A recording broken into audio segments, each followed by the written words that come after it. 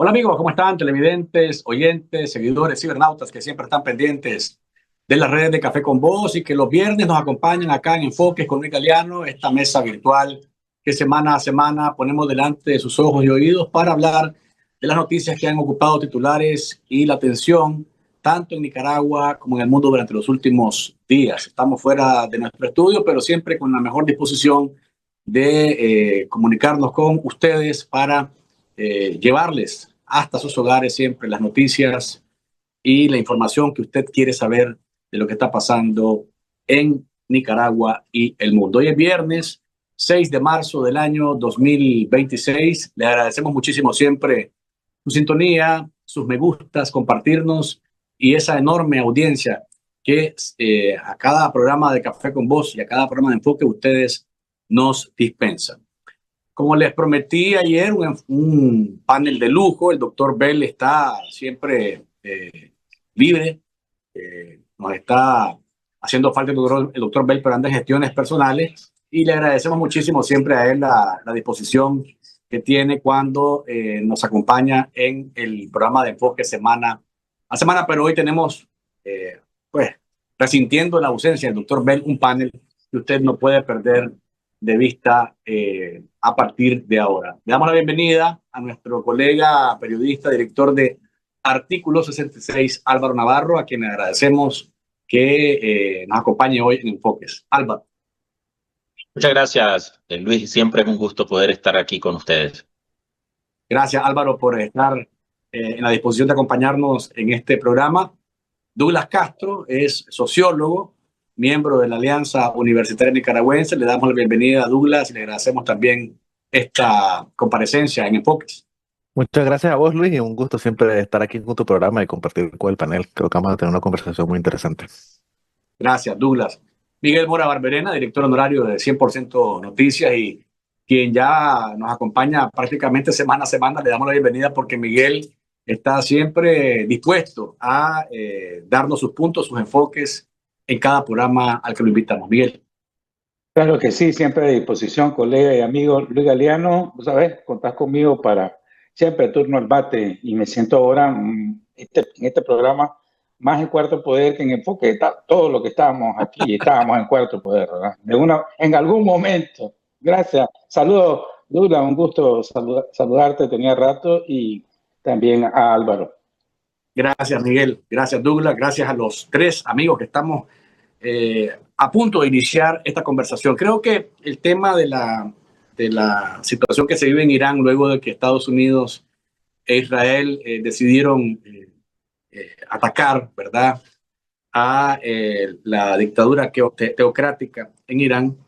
El mundo está a la expectativa de lo que pasa. Estamos hablando de 6 días, 7 días de combate, de ataque, de reacción.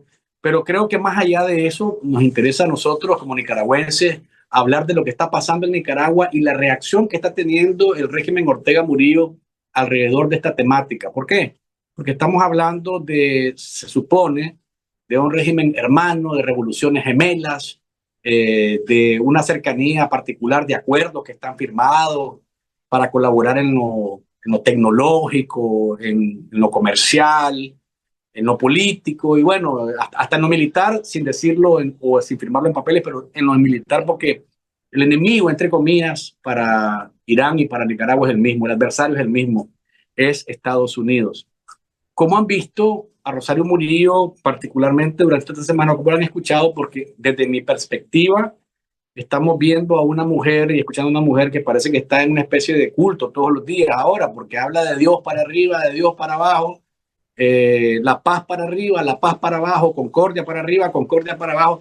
Es decir, si uno se pone a escuchar su monólogo, el 80% de lo que está hablando es paz, paz, paz, concordia, Dios nos salve, Dios nos libre, Dios nos cubra, que la guerra tiene que terminar. No se refiere directamente a lo que pasa en Irán, más que el comunicado escueto y con más miedo que ganas que emitieron y mandaron a un propagandista más bien a hacer el que fuera la reacción que le ha costado, parece, por lo menos hasta este momento, parece que le ha costado caro a Edwin Juárez, creo que se llama este muchacho que le llaman el gato sandinista, que entre otras cosas dijo que había que reaccionar como en otros países, atacando la embajada de Estados Unidos en Managua y parece que su Facebook ha sido cerrado y por tanto, pues la broma le salió cara. Álvaro, para no hacerlo más largo el briefing de entrada, comienzo con vos. ¿Qué has visto en el régimen, la reacción? ¿Qué te ha parecido? Mira, en general yo creo que si a nosotros nos parece una situación de miedo, ver cómo tiene la capacidad que tiene Estados Unidos de actuar cuando se decide actuar. Pues como ocurrió en Venezuela el 3 de enero, y ahora llegar y liquidar al máximo líder, o sea, que es la figura simbólica más importante de Irán, que además tenía más de 35 años en el control de ese poder. O sea, imagínense ustedes, es una especie de papa dentro de Irán, por ponerle un parangón a la figura. Y llega a Estados Unidos y sin mucha, a diferencia de Venezuela, que pasaron varios meses, ¿verdad?, haciendo amenazas, diciendo que los tenían cercados, que vamos por ellos, y que aquellos no se la creían. Con Irán ni siquiera anduvo diciendo mucho. Entonces, si a nosotros nos produce cierta chiva esto, ¿verdad? O sea, ¿se imaginan ustedes cómo pueden estar sudando helado quienes están a esos mismos niveles de represión, de criminalidad internacional y de imposición de la violencia sobre sus pueblos? Porque en realidad ese fue el pretexto de Estados Unidos. Si bien ha habido conflictos con Irán por décadas y ha habido el tema de la fijación que también tiene sobre el tema del desarrollo nuclear, de las armas nucleares que tiene Irán, pero la gota que derramó el vaso es toda la violencia, la represión, los miles de asesinados que hubo en Irán porque se decidieron protestar contra ese régimen. Irán, que era donde encarcelaban e incluso mataban a mujeres simplemente por no ponerse por no cubrirse el rostro como se lo ordenaba ese sistema teocrático. Bueno, entonces, si esto a nosotros nos parece de miedo, imagínense ustedes cómo estarán viviendo estos en el Carmen, que están de alguna forma también en ese mismo nivel de represión, de violencia, de violaciones de derechos humanos, de fraude. O sea, Daniel Ortega y Rosario Murillo están enquistados en el gobierno como una mafia, mediante el fraude y mediante el terror y con el apoyo de las armas. Eso por un lado. El silencio de la dictadura, a mí sí francamente me parece revelador. Yo eso de la manipulación que hace la Rosario Murillo del nombre de Dios para tratar de mostrarse ellos como que si tal, para salirse del radar internacional, francamente me parece irrelevante. A mí lo que más me parece es su silencio. O sea, han estado acostumbrados al insulto, a patear las alternativas diplomáticas con el mundo, y en este momento están bien calladitos, como bien cautelosos, midiendo cada paso que dan en términos de vínculos internacionales. Yo sin duda veo a un régimen que está expectante, que tiene miedo frente a cualquier acción que pueda decidirse a tomar Estados Unidos, y sobre todo porque, bueno, ya ha habido suficiente información de que, si bien probablemente Donald Trump ni siquiera sabe dónde está Nicaragua, pero tiene a su lado a Marco Rubio, que Marco Rubio sí sabe perfectamente cuál es la troika de la tiranía de América Latina, y además sabe perfectamente quién es Daniel Ortega y sabe el carácter criminal de la dictadura de Nicaragua. Lo último es este caso de este propagandista. Yo sí creo que este tipo estaba enviado a lanzar mensajes que la Rosario Murillo no se atreve por miedo. Y este tipo, este gato sandinista, lo vimos cuando se dieron a la fuga la esposa de Bayard Duarce y el cuñado de Bayard Duarce. Bueno, estos tipos, este y otros más, salieron en sus cuentas de redes sociales reproduciendo mensajes idénticos, y nosotros lo retratamos en un video aquí en Artículo 66, mensajes idénticos, lo que devela que efectivamente ellos tienen un guión, que los mandan. Además, este tipo además pertenece a eso que le llaman el grupo de comunicadores sandinistas. Bueno, los mensajes se los manda Rosario Murillo, así que la amenaza a la embajada de Estados Unidos en Managua debería también Estados Unidos de tomarla en serio, como ya ha dicho el Departamento de Estado, que lo dijo a una consulta que él hizo 100% Noticias, de que efectivamente lo toman en serio, porque sí, no hay duda que lo que hicieron fue que probablemente aquel se extralimitó un poquito a querer ser más lambiscón de la cuenta en sus redes sociales, ¿verdad?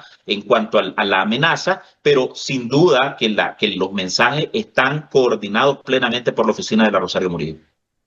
Gracias, Álvaro, por tu primer enfoque. Douglas, te escuchamos. Bueno, yo creo que ha sido un terremoto todo lo que ha pasado este año, 3 de enero con Maduro. Yo hasta metería en la racha el Mencho. Es decir, no sé si ustedes han visto ese meme que aparece Maduro, el Mencho y el Ayatollah y todo. Y en el cuarto cada quien pone de a Canel a Ortega y cada quien pone el de su gusto. Pero bueno, sí, yo creo de que para mí una de las cosas que quiero destacar es que a veces uno siente, pues lo que seguimos la política internacional, como que hemos vivido una mentira en estos últimos años. Porque déjame decirte, Luis, que yo antes sí creía de que Rusia era una gran potencia. Yo creía de que Irán tenía con queso, como dicen los mexicanos. Yo creía de que, bueno, no tanto, pero que Venezuela decían que iban a ser uno, dos, tres Vietnam. Es decir, toda esa narrativa de la resistencia. Y yo creo que la realidad nos ha dejado demostrado que eso era un tigre de papel, que era puro humo. Entonces, yo creo que el principal miedo de Ortega y de Rosario, porque tratan de mantenerse calladitos, pero ellos lo que no quieren es que los nicaragüenses también se den cuenta, o que también ellos de alguna u otra manera tienen algo de tigre de papel. Es decir, que no tienen capacidad alguna para resistir presión de verdad internacional. Nacional, ya sabemos que son unos salvajes y masacrarían a todo mundo, pero es decir, esto lo que demuestra es la vulnerabilidad en la que ellos están, y no solo en términos fácticos, pero yo también creo que el discurso, sobre todo para Rosario, que le gustan mucho los símbolos, todo el tema de la comunicación, ella valora que la comunicación es estratégica y es importante. Yo creo que en las contradicciones en las que están ahorita es brutal, pues, y sobre todo el caso de Venezuela, porque ellos lo que están viendo es que todo el discurso antiimperialista se fue por la borda, y que ellos lo que están tratando de hacer, al igual que en Venezuela, es congraciarse con Estados Unidos. De ahí que ahora están luchando contra el narcotráfico. Es decir, vuelve aquel discurso de que son el muro de contención. Están hablando de lucha contra la migración, a pesar de que fueron la lanzadera de mucha migración que hubo en los últimos años. Recuerden aquellos famosos vuelos que venían de África, del sudeste asiático y de Cuba.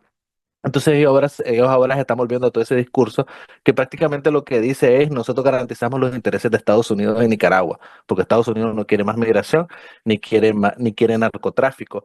Pero todo eso está en duda, pues, y ahorita creo que una de las cosas que más me llamó la atención fue esta indignación que dice tener Grenell por el tema de la minería que le quitaron a unos inversionistas estadounidenses y que salieron a unos chinos.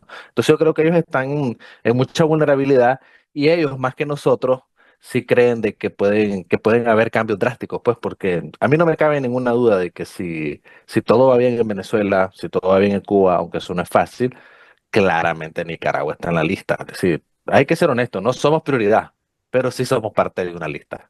Es decir, en el sentido de que ya se extrajera, a mí me gusta decir como la extirpación de Maduro, es decir, como una muela ahí que causa dolor, ya lo sacaron. Todavía no han hecho toda la ortodoncia en Venezuela, pero la dictadura es toda América Latina. Es decir, de ahí. Por eso decía yo al inicio de como que hemos vivido una mentira, porque antes yo creo que a Estados Unidos le daba vergüenza tener poder.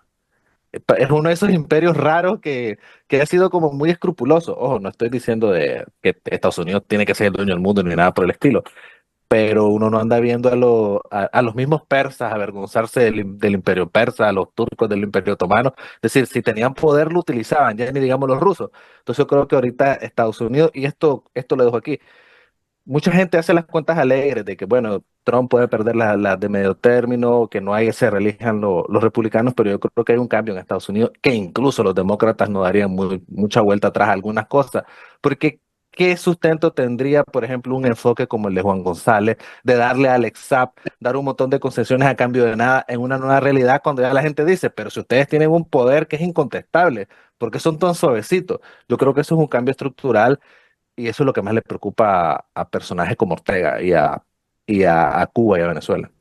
Gracias, Douglas, por tu primer enfoque. Miguel, a vos también te agrego el punto de lo religioso para tener tu visión, porque y esto puede ser una conversación que podemos tener durante toda la tarde seguramente y la noche. ¿El Dios del que habla Rosario Murillo es el mismo Dios que creemos todos o es un Dios particular de ella? Porque me parece que el Dios al que yo le hablo no es el mismo de ella. No sé, pues Miguel, te escucho. Saibaba. Es que ella misma lo ha dicho. Ella misma lo ha dicho. Ella es bruja.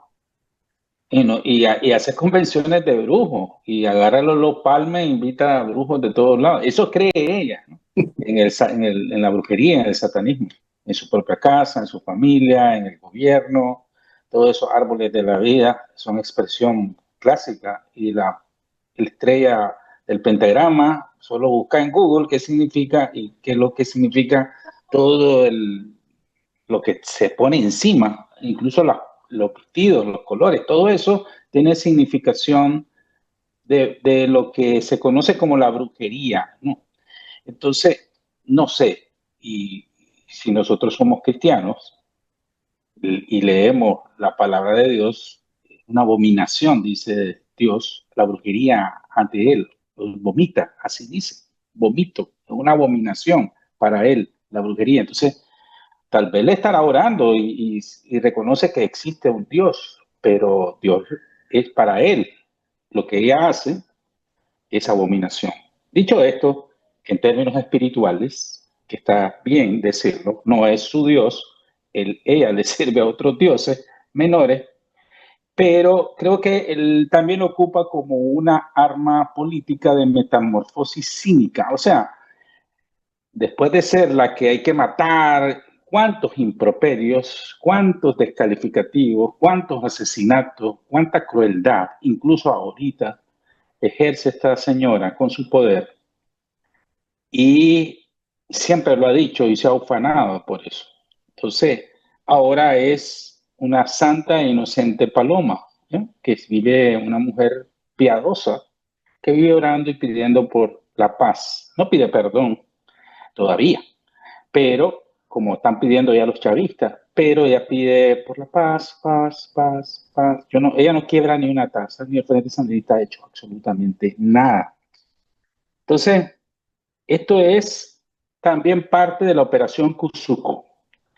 Ellos saben que no son ni siquiera tigres de papel, no llegan, estoy hablando del sandinismo y sus paramilitares, policías y ejército que parte lo apoyan, ni a cucaracha de papel llegan, comparado a lo que está diciendo correctamente, y nos hemos dado cuenta que ha dicho Douglas, que yo creía que Rusia era Rusia y que Irán, aunque todavía está respondiendo, porque es una potencia militar, pero está perdiendo de todas, le eliminaron a todo su liderazgo en el primer día prácticamente. Y Venezuela no aguantó ni la arrancada y se rindió. Literalmente están rendidos a los intereses de la potencia norteamericana, sin chistar, sin chistar. Entonces, estos que supuestamente iban a ser los que iban a dar la batalla, y suma algo, Rusia dice, yo no me voy a meter en lo de Irán, porque esa no es mi batalla, esa no es mi guerra.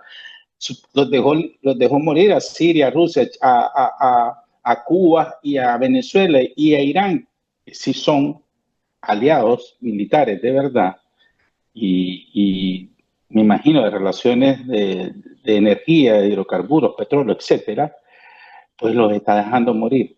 Imagínate ahora qué pensarán en el Carmen después de todo eso, si un día de esto le toca el bate a ellos, a Trucutru, y les dicen, les llegó su turno, porque en verdad no somos prioridad, pero somos parte como el combo del McDonald's, ¿no? Te vamos a dar esta hamburguesa y por esta hamburguesa te vamos a regalar esta papita frita. Yo no creo que los sandinistas son las papitas fritas del combo, pero estamos ahí. Gracias a Dios, estamos ahí. Entonces, yo creo que está en operación Cuzuco. Ellos mandaron a los propagandistas porque no se dice nada sin permiso de Rosario Murillo, nada, y no esperaban la reacción, porque ella está demostrando mucho, o sea, mucho temor, mucho miedo de parte del sandinismo. Deberían de ser ellos los que hablen de Venezuela, de Maduro, ya ni se acuerdan quién es Maduro.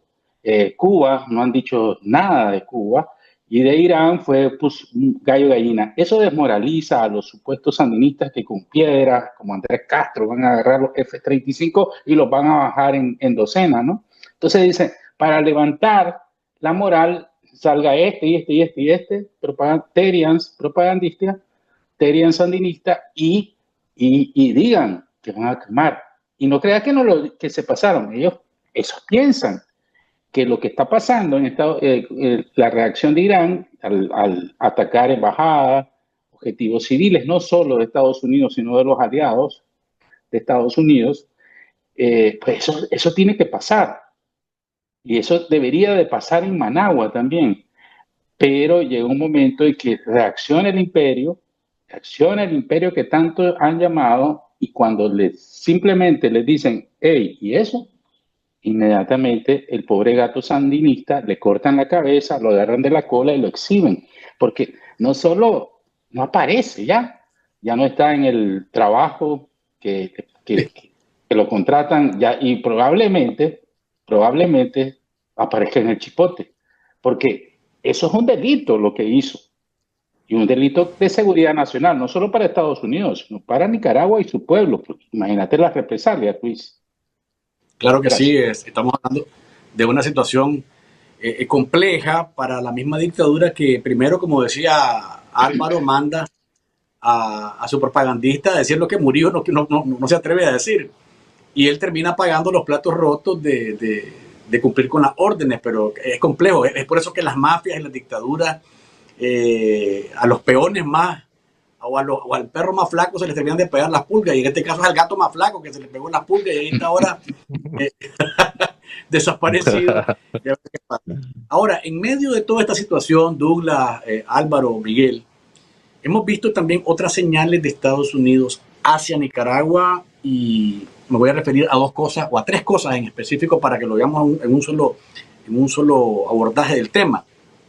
Uno, Elías Bauman, yo diría que Elías Bauman, el encargado de negocio de Estados Unidos en Managua, sigue provocando. Yo creo que su trabajo es provocar al régimen. Es lo que yo veo, ¿verdad? O sea, está como toreando todo el tiempo con sus mensajes y con su actitud. En este caso, habló de una reunión con 200 estadounidenses, lo cual nada, o sea, eso no es malo, ¿eh? Él es el encargado de negocio, tiene que atender a sus ciudadanos y ver cómo van las cosas en ese sentido.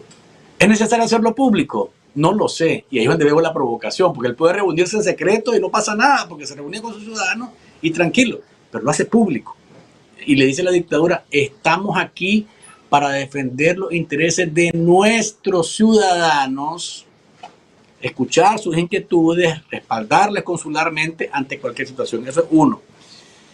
Y lo hace un día después, Bauman, que Richard Grenell, que no sé el nivel de Grenell, no sé cómo está en este momento con Trump, no lo sé, porque allá en el Departamento de Estado ha habido una tercia, y eso ha sido conocido públicamente, entre Marco Rubio y Grenell en relación a Venezuela, pero creo que ya pasado el hecho de la captura de Maduro, no sé cómo ha quedado Grenell dentro del esquema de Trump, pero es una persona que ha estado muy cercana al presidente de los Estados Unidos. Grenell solamente escribe una palabra que dice muchísimo: indignante, comentándole a Jason Poblet, que publicó en su cuenta de X, la situación del robo de la empresa minera estadounidense BHMB Mining. Indignante. Entonces, ¿qué te dice eso? Que un asesor de Trump, que puede estar más cerca o más largo, está pendiente de lo de Nicaragua y califica de indignante este tema. Ese es el segundo elemento. Y el tercer elemento es lo que ha ocurrido con el ejército sandinista. Se da una reunión, un cónclave en Miami de países y de ministros de defensa y representantes de los ejércitos para combatir los carteles. Y resulta que combatir los carteles, para combatir el narcotráfico, para combatir el terrorismo.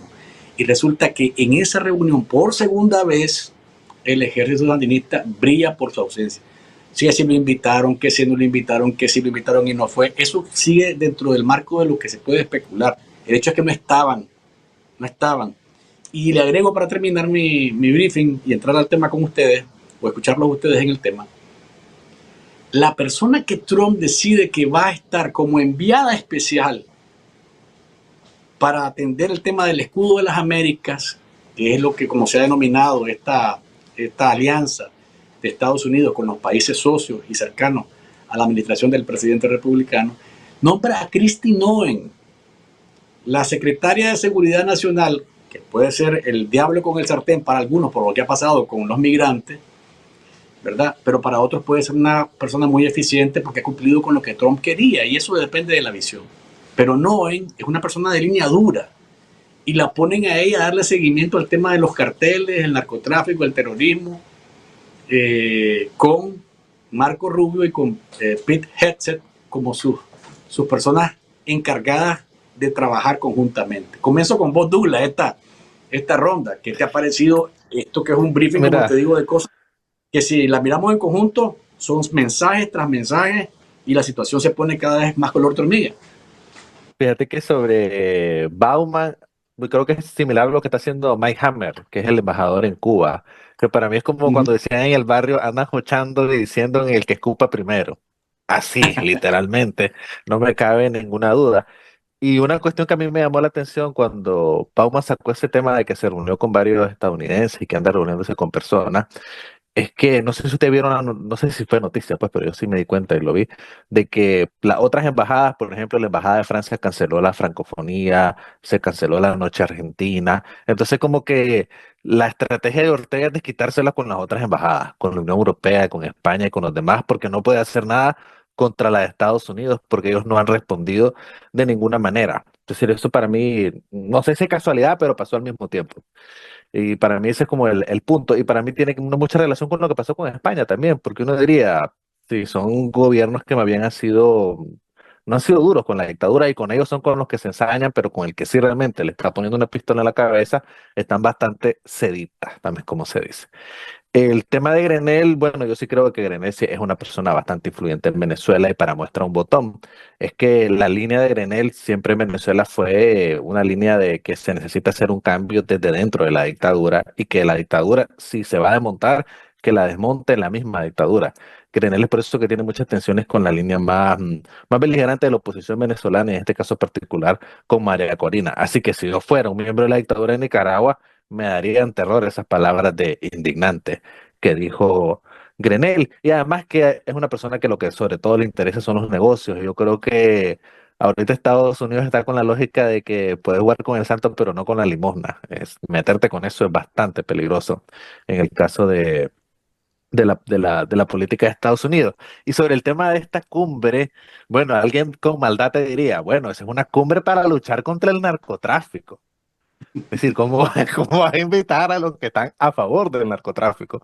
Ese es más o menos el mensaje que se está lanzando, porque alguien te diría, quién sabe si aquí, bueno, esa palabra, no sé si se usa en el centro, pero en el norte se dice el bombín, el que bombea, es decir, alguien que va a ser como el sapo. Entonces, ¿cómo vas a invitar a miembros de la dictadura que ha sido acusada de ser complaciente con el narco? A una reunión de lucha contra el narco? Es decir, el mensaje es bastante negativo en esa línea, a pesar de que la dictadura, nadie les preguntó, y no se acuerdan que hace como un mes sacaron un comunicado que ellos estaban luchando cuando nombraron como organización terrorista, creo que a un grupo ecuatoriano, no recuerdo.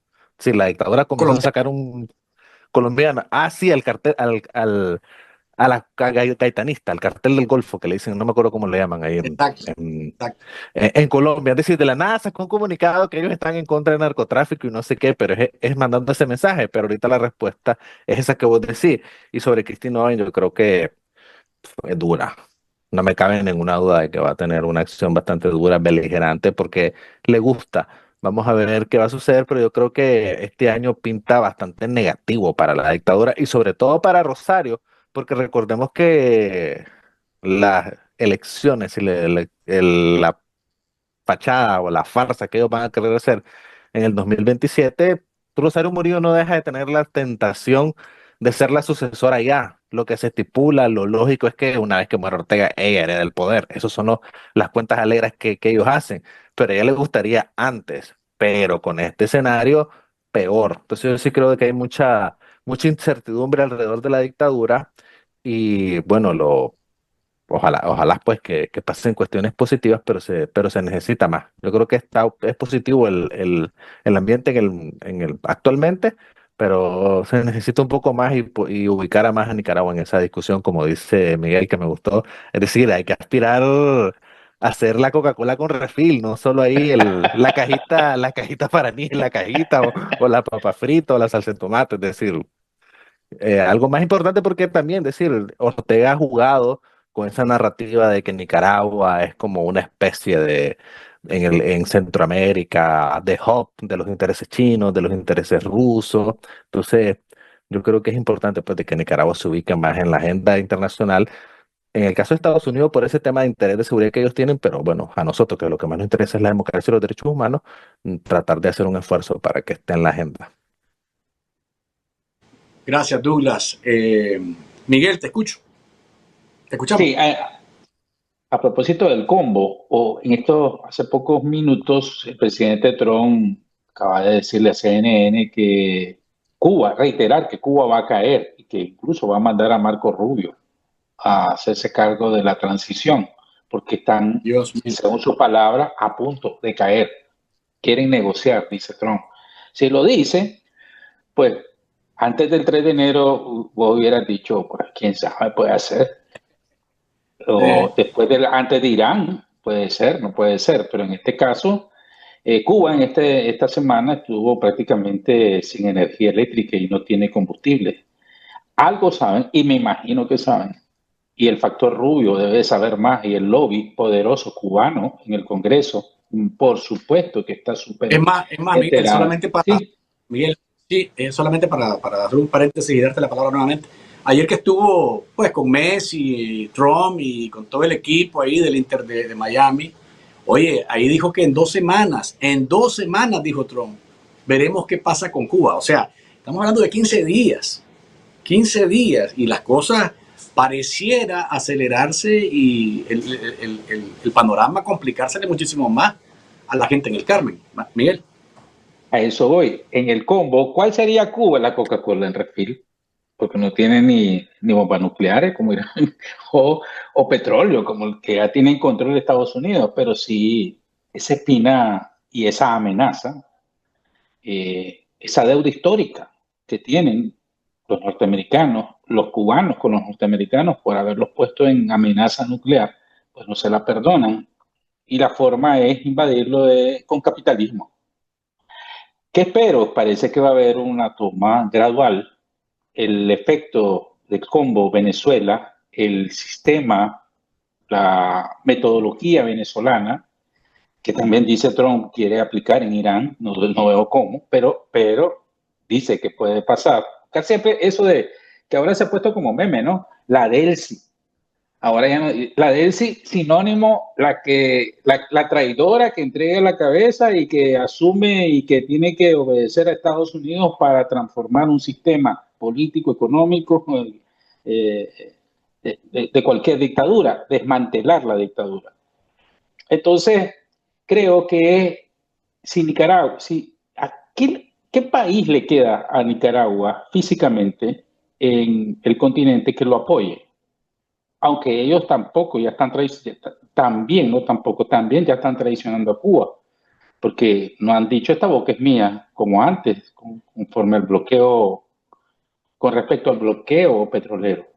Pero ¿cuál es el único país? Sería Cuba, porque Venezuela ya no. Brasil, Colombia, no. Sudamérica, Centroamérica, no. México. Eso no se meten en eso. Tienen mucho, miles de billones que perder con Estados Unidos, Canadá, ¿no? Entonces, ni las Antillas, porque ya están controladas por Estados Unidos con el petróleo venezolano, parte del combo, ya no están a expensas del chavismo y del socialismo del siglo XXI, del ALBA, que se acabó el ALBA, ¿no? Que ya amaneció. Entonces, era Cuba. Y si Cuba mañana nos sale con la excelente noticia de que hay una especie de apertura, transición, no sé cómo va a funcionar eso, pero si ya lo está diciendo Trump, yo tengo que estar atento como observador y como periodista. Entonces, queda sola Nicaragua. Y ahí sí sigue siendo una papita frita, pero es la papita frita. Y lo primero que se come, y lo más fácil que se come, es una papita frita antes de comerse la hamburguesa. Yo creo que en ese momento ya Estados Unidos simplemente con el sombrerazo o la man de sacarse el sombrero va a hacer que la dictadura diga, ok, ¿por dónde y cómo? Y comience un periodo de negociación. Ahorita no lo veo. Ellos están con vivezas de ratón y agazapados para esperar qué pasa. La tormenta, todavía están cayendo rayos por todos lados, hay fuertes vientos y hay mucha inundación alrededor y en el barrio y el agua ya les está llegando a la rodilla.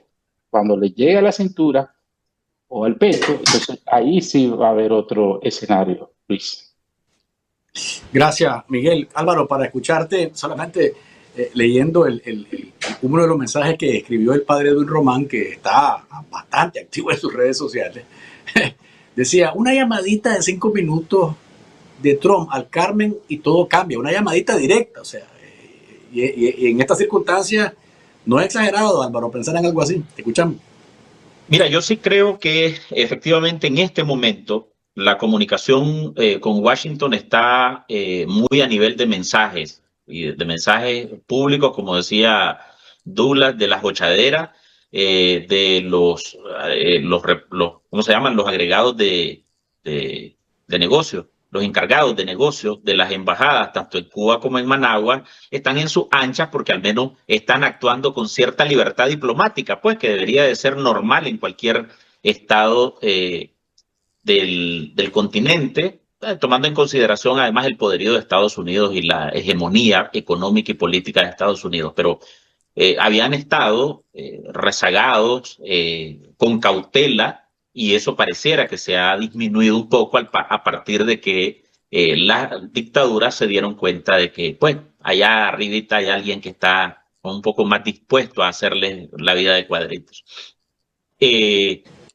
Ahora, si Estados Unidos se dispusiera, yo sí, fíjate que creería que ni siquiera es Trump el que tiene que hacer la llamadita. Bastaría con que Marco Rubio se decida a hacerle la llamadita a doña Rosario, ni siquiera a Daniel Ortega, a doña Rosario, y que le diga, mire, vea para acá, hablemos de esto, pues seguramente que se van a terminar también arrodillando por varias razones. Uno, porque esa dictadura está en aislamiento total ya desde hace 7, 8 años, porque además han tenido aprietos económicos, porque ellos de alguna forma están cercados, están acorralados, porque ya vieron todo lo que ha pasado con sus supuestos aliados en la región y con sus supuestos protectores más allá del continente. Así que yo creería que una llamadita de Marco Rubio podría adelantar muchísimo y no tendrían necesidad de hacer incluso ni todos los esfuerzos que están haciendo en Cuba. Pero bueno, eso depende, como dice Miguel, que la papita se convierta en una pieza importante dentro de la hamburguesa para que esta gente al final pueda ceder. Además, pues, y eso también hay que dejárselo claro, incluso a los simpatizantes sandinistas que todavía lo defienden. Daniel Ortega es un habilísimo negociador, y cuando ha tenido el agua al cuello, como efectivamente en este momento pareciera que va para arriba, y tiene que negociar y tiene que soltar, pues lo hace. Depende mucho de qué tanto él vea que su propia vida está en riesgo, y quizás la de su prole ahora, porque bueno, él ya está un poquito más cerca de allá que para acá. Habrá que ver también qué tanto amor le tenga a sus nietos, pues de garantizarles cierta protección a futuro. Yo quería mencionar un poco sobre el tema de la reunión entre militares con Estados Unidos y el muro de contención contra el narcotráfico. Creo que la dictadura se ha esforzado también en los últimos meses por querer mostrar como que si tal ellos están actuando en contra del narcotráfico. Pero ese cuento ya no se lo compra a Estados Unidos. Ya nadie se le come ese cuento, porque no solo por las razones que dijo la DEA, de las que se iba de Nicaragua, que anunció que el año pasado terminaba la oficina de la DEA, la cerraban en el país porque había falta de colaboración, y en el informe mencionaban claramente esas apariciones de droga sin capturados, que en esta semana casualmente también la misma policía anunció de una camioneta que apareció en San Juan del Sur con 160 paquetes de cocaína, y una camioneta doble cabina, pues, que se ve de uso reciente, una camioneta muy nueva de lujo, con droga. Pero además está habiendo capturas en Honduras de droga que salió por el Guasaule, que pasó por Nicaragua, y ha habido también capturas de cargamentos de droga en El Salvador. Entonces yo creo que pues, es decir, los gringos no son idiotas y ni tampoco le compran a un régimen como este, que está construido a nivel de operaciones mafiosas, de negocio con la criminalidad para su propia subsistencia y para hacer plata también a partir de los vínculos con el crimen.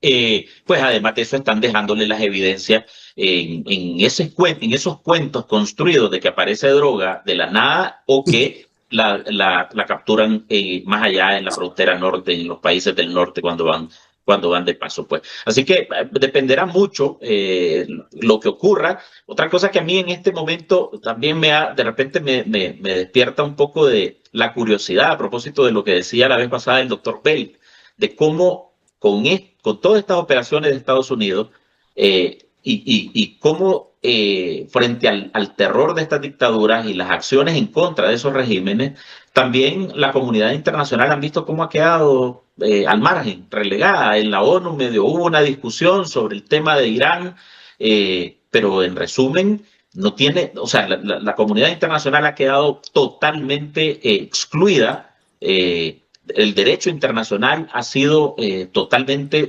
liquidado frente a las acciones de fuerza, porque evidentemente estos regímenes dictatoriales criminales que se amparan en la violencia, en el terror, en las armas, pues no le puedes venir a hablar con diplomacia, ni con comunicados, ni con resoluciones de las organizaciones multilaterales, ni de la ONU. Ya Nicaragua ni siquiera está en la OEA y por mucho. Así que no es esperable que ellos mismos ahora vengan, aunque cínicamente sí, ¿verdad? Esgrimen fácilmente el derecho internacional y el respeto a la soberanía de los pueblos, cuando ellos al fin de cuentas las han aplastado, y las han aplastado con terror, con sangre. Ok, gracias Álvaro. Vamos a hacer una pausa comercial.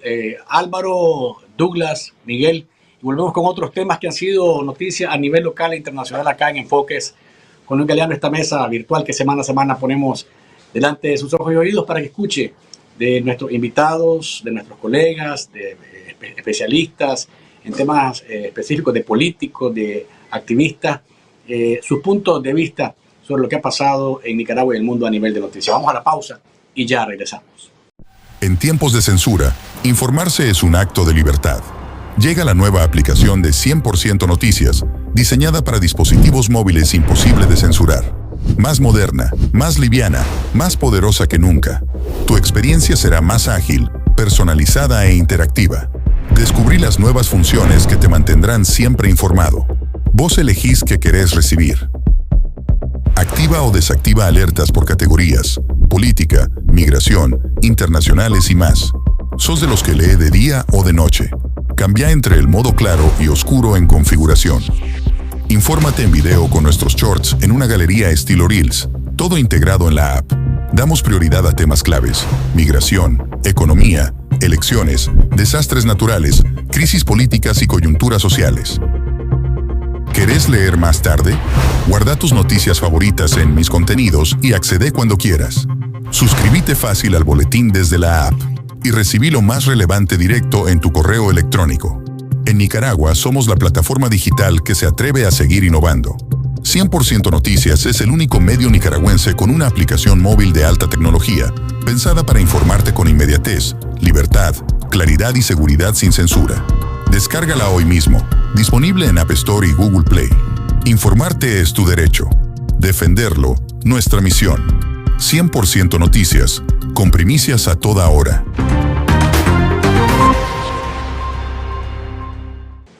Acá estamos, amigos. Gracias por seguir con nosotros en esta edición de Enfoques con Luis Galeano, viernes 6 de marzo del año 2026, conversando con Douglas Castro, sociólogo, miembro de la Alianza Universitaria Nicaragüense, el director de artículo 66, el colega periodista y amigo Álvaro Navarro, y el director honorario de 100% Noticias, el colega y amigo periodista Miguel Mora Barberena. Seguimos, amigos, con temas que han generado noticia, y voy a hacerlo rápidamente porque si no, hermano, pasaremos aquí buen rato platicando. ¿Es o no es Bayardo Arce un preso político? Y pregunto esto porque sus hijos redactaron una carta denunciando lo que está pasando en contra de él, ¿verdad? Lo cual es completamente creíble. Todos hemos visto de lo que es capaz la dictadura. Pero el tema que ha generado más polémica es que si es o no es un preso político. Desde mi perspectiva, no lo es. Y lo he dicho claramente. Y aquí viene la discusión de que si el mecanismo de seguimiento tiene los elementos y lo que nombra o lo que subraya para justificar incluirlo dentro de la lista, pero yo vuelvo y reitero de que se trata de una pasada de cuentas de mafiosos contra mafiosos. Es un traído de Murillo personal contra él, y lo han puesto en la cárcel casualmente por órdenes de Murillo y con la complicidad de Ortega. Pero no nos metamos mucho en el tema a profundidad, porque entonces vamos a entrar al programa y en este momento van a ser 3 horas y vamos a invitar a expertos en derecho local e internacional y nos vamos a ir muy largo. Miguel, comienzo con vos en esta ronda. ¿Qué opinión tenés? Bueno, yo creo que hay gente que dice que sí y hay gente que dice que no. Esa es la verdad. O sea, no hay verdades absolutas en este sentido, porque he estado a la expectativa del debate intenso que ha habido en los grupos de WhatsApp de la oposición. Unos dicen que sí, la mayoría dice que no por cuestiones que dicen que sí, argumentan cuestiones legales, o los que dicen que no por cuestiones morales. Lo que yo me remito, para no entrar en esta polémica que yo la considero como que no tiene mayor sentido al objetivo principal, que es que la dictadura desaparezca de Nicaragua. Yo creo que, en primer lugar, Bayardo Arce es un preso ordenado por Ortega y Murillo. Ese es un hecho fáctico. Las razones están en discusión, y catalogar si es preso político o no a solicitud de su propia familia, que la que lo solicitó también, pues creo que no abona en nada al objetivo principal. Sí abona el hecho fáctico, la purga a este nivel. O sea, Bayardo Arce no es cualquier sandinista, ya, es lo que fue y lo que es y lo que ha sido con Ortega. Y eso manda un mensaje altamente negativo y desmoralizante para esa estructura sandinista que todavía le cree el cuento a los dictadores de la sucesión dinástica. ¿Ya? Bayardo y Humberto Ortega, yo los traté como periodistas antes de 2018 y ellos se oponían a esa idea que consideraban loca de la sucesión dinástica. Ellos sandinistas tenían que tener el poder, como lo decía Tomás Borges.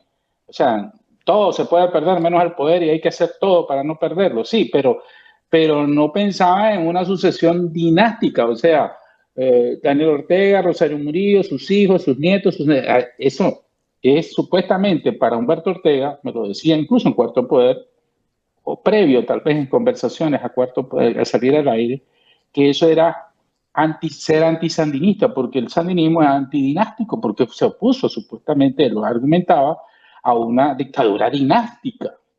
Igual pensaba Bayardo Arce. Lógico, los dos estaban con la idea de mantener el sandinismo por siempre en el poder, pero ellos, tal vez como institución. Entonces, el hecho de que esté en una lista de presos políticos llama la atención a nivel internacional, crea una corriente de opinión interesante para que la papa frita se haga un poquito más importante en el combo, porque hay un sector de izquierda que todavía considera guerrillero a Daniel Ortega y a Bayardo Arce, ¿ya? Y al Frente Sandinista como una institución histórica, revolucionaria. Entonces, en ese romanticismo, el hecho de que Bayardo Arce, Henry Ruiz, Baltodano, el hijo de Carlos Fonseca estén presos, pero particularmente Bayardo Arce sea catalogado por una parte de especialistas, ¿ya?, de la CIDH, tengo entendido, como un preso político, y otros se rasguen la vestidura de que no lo es. Al final de cuentas, abonas el hecho de que esté o que se genere esta discusión o que se presente como tal ante la comunidad internacional. Y a lo interno desmoraliza enormemente, porque ya no solamente es un sandinista del nivel que ha tenido en historia el sandinismo Bayardo Arce y su alianza eterna con Daniel Ortega, sino que ahora también es un preso político. Entonces, para los sandinistas eso como que les causa cortocircuitos.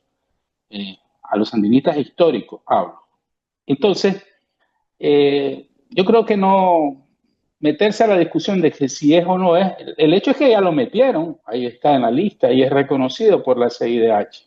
Muchos pueden, incluso antes, en la lista de los anteriores presos políticos, esta discusión había si el Chino Enoc era o no preso político, por ejemplo, o la gente de la Corte Suprema, o un montón de sandinistas que ya no lo eran. Entonces, esto no es nuevo. El problema es el nivel del peso histórico y la personalidad de Bayardo Arce. Eso es lo que le genera este tipo incluso muchos dicen que Luis Carrión, que ha estado en la oposición desde hace mucho tiempo, pues no es un opositor, por ejemplo. Y si hubiera caído preso, también dijeran, como mi ex miembro de la Dirección Nacional de los 80, que tampoco debería estar ahí.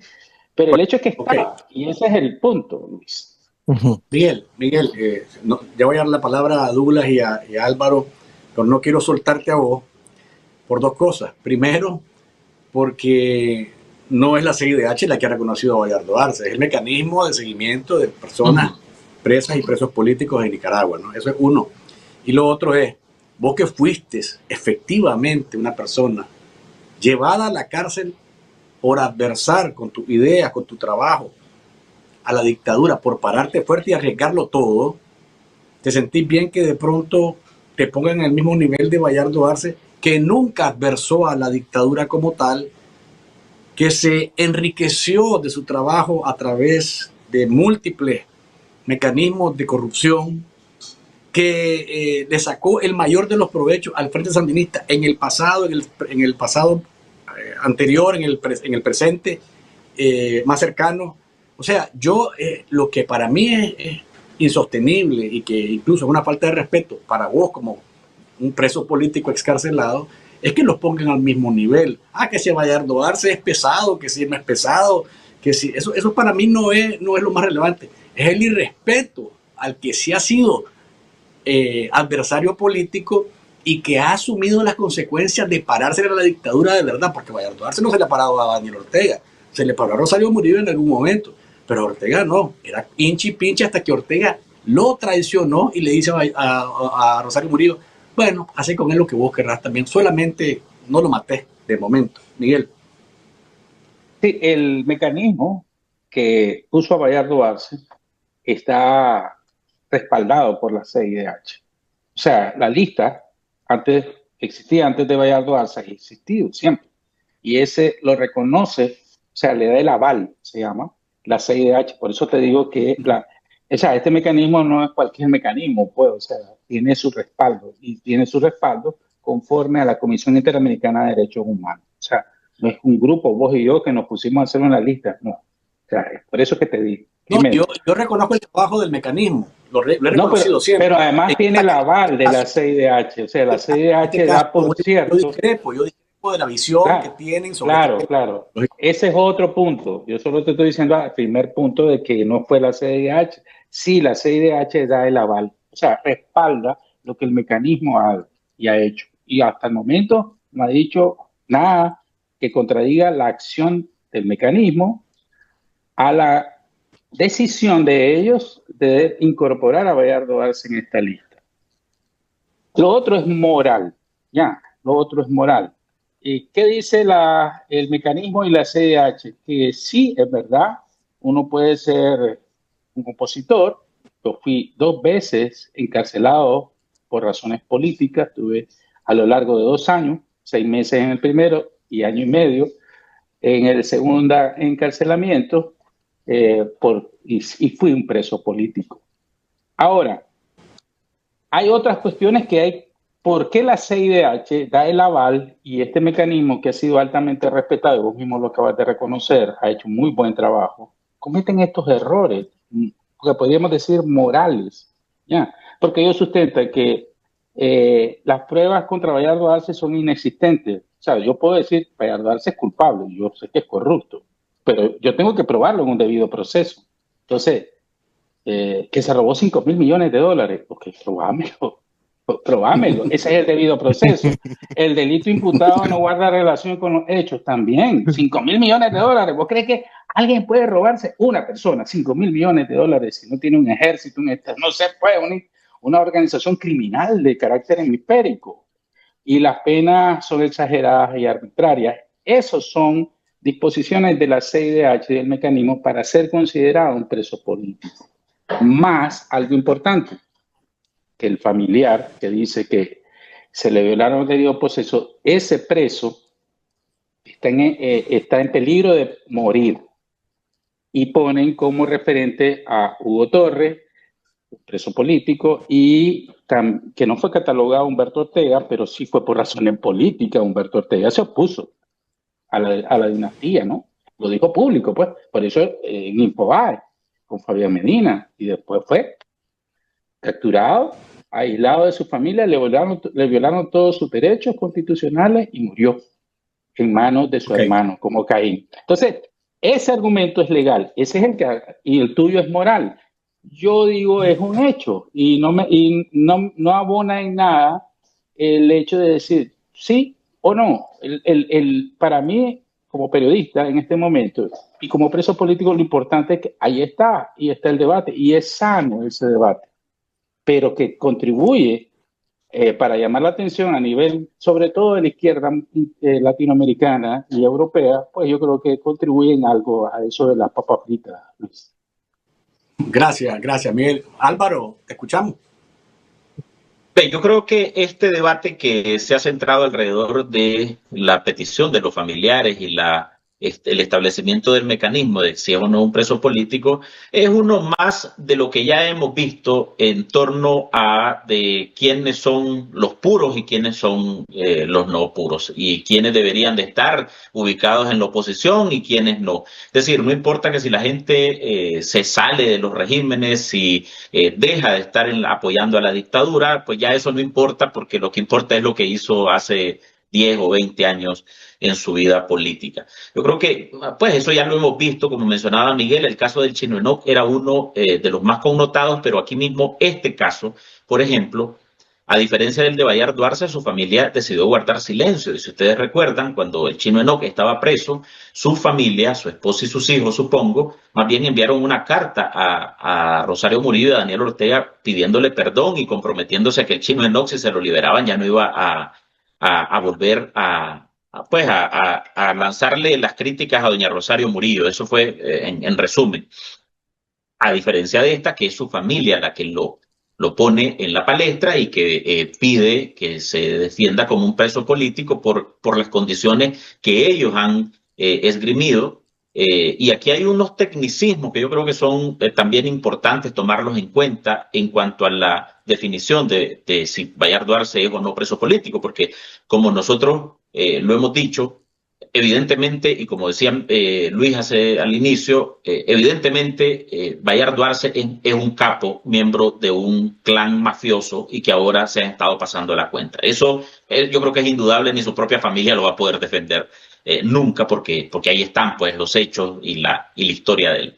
Pero al margen de eso también, creo que es importante entender de cuáles son los criterios que hemos leído y que hemos cubierto como periodistas para saber que una persona es un preso político. No es solamente que si ahora está ubicado en contra de la dictadura y está atacando a la dictadura y que por esa razón la dictadura vino y lo reprimió.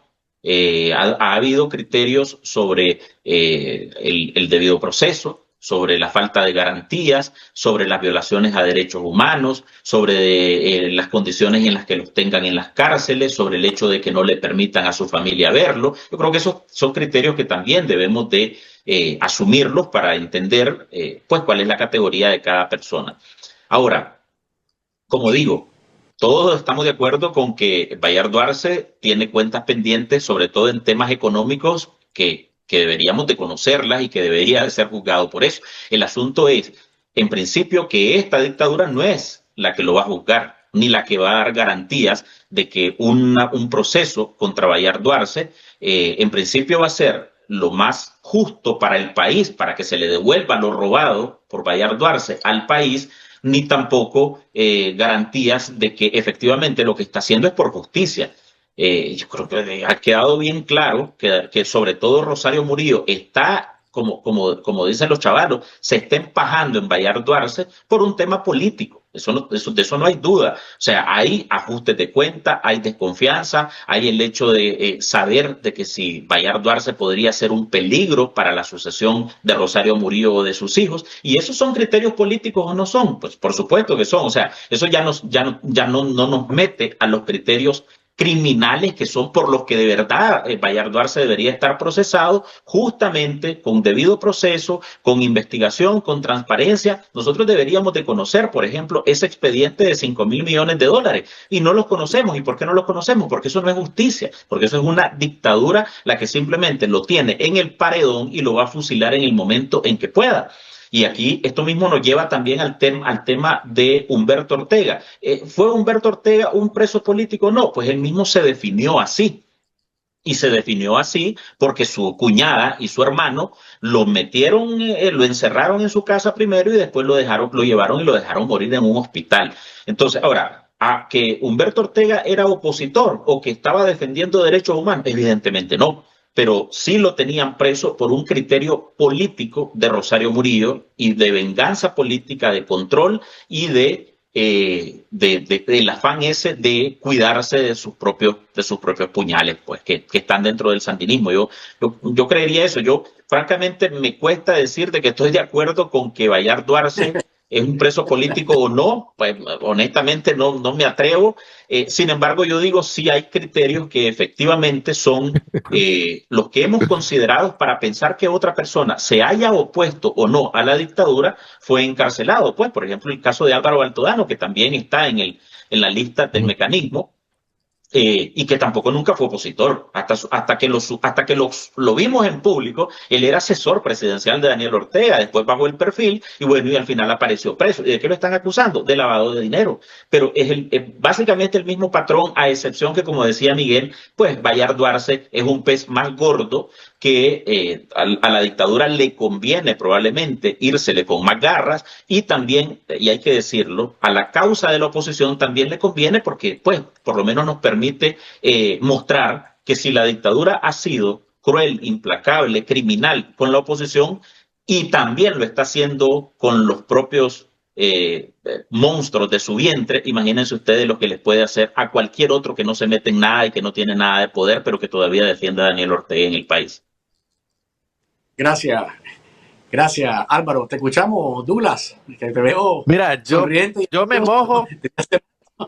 Yo me mojo y lo digo, para mí Bayardo Arce sí es un preso político y te voy a decir por qué, y para mí es importante tener esa discusión porque yo tengo amigos que se han puesto arrechos cuando yo le digo que Bayardo Arce es preso político, no sé por qué genera tanta ira, pues. Y ojo, yo no defiendo a Bayardo Arce ni me simpatiza, me pareció una persona muy arrogante pues en sus conferencias de prensa, así que bien soberbia.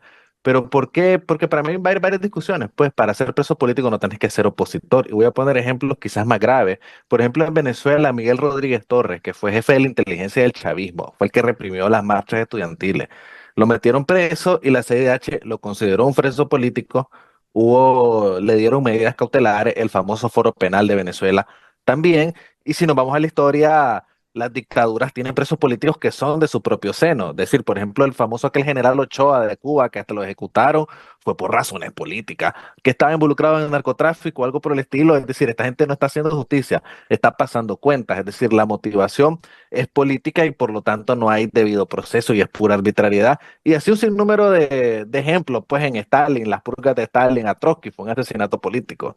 Es decir, porque precisamente presentaba una amenaza, y aquí un punto que para mí es importante sobre el caso de Bayardo Arce, Álvaro Baltodano, es que estas personas sí son vistos como una amenaza para esta gente. Sí. Imagínate en este momento de incertidumbre o que pasara algo en Nicaragua, claramente Humberto Ortega vivo hoy, en este contexto, sería peligrosísimo, sería visto como una alternativa de poder. Para los mismos gringos sería más visto como una alternativa real de poder Humberto Ortega que la oposición misma. Y ojo, yo soy opositor. No me gustaría que una transición la liderara Humberto Ortega, que una transición o cambio, lo que sea, lo lidere Bayardo Arce. Pero si andan buscando una Delcy, Bayardo Arce es más visto como una Delcy Rodríguez para los Oye, gringos que todos los opositores juntos. Y me van a disculpar porque yo sé que eso es duro decirlo, pero es la realidad. Y recordemos que a la realidad no le interesan nuestros sentimientos, es cruda. Es decir, no tiene remedio muchas veces. Entonces, para mí ese es un punto importante a destacar. Yo sí creo, políticamente, para mí, Bayardo Arce es un preso político. Creo que técnicamente, para gente experta, es considerado un preso político. No es opositor, no lo voy a poner al mismo nivel de los que han sufrido cárcel por sus valores. Bayardo Arce es porque es una amenaza, pasada de cuentas, lo que sea, pero el objetivo es político y yo sí creo que es una amenaza. Y otro punto para mí importante, ya como opositor, porque yo le digo a la gente, yo soy opositor contra esta dictadura, quien le huele, para mí soy bien práctico en ese sentido de que hay que hacer algo común, pues, para estarle tirando. Y para mí es una munición más para la oposición. Es decir, yo no le voy a quitar esa raya a ese tigre de Ortega de tener a un preso político más, porque se la voy a quitar yo. Me gustaría encontrar más, porque sé que hay muchos presos políticos que las familias no han denunciado. Miren Venezuela, no sé si ustedes vieron que hace poco Jorge Arza dice que hay 11 personas buscando amnistía, 11.000 personas. Y según el Foro Penal solo habían 800 presos políticos. Y después comienzan a ayer, salir un montón de... ayer Jorge Rodríguez dijo que han liberado a 7.300.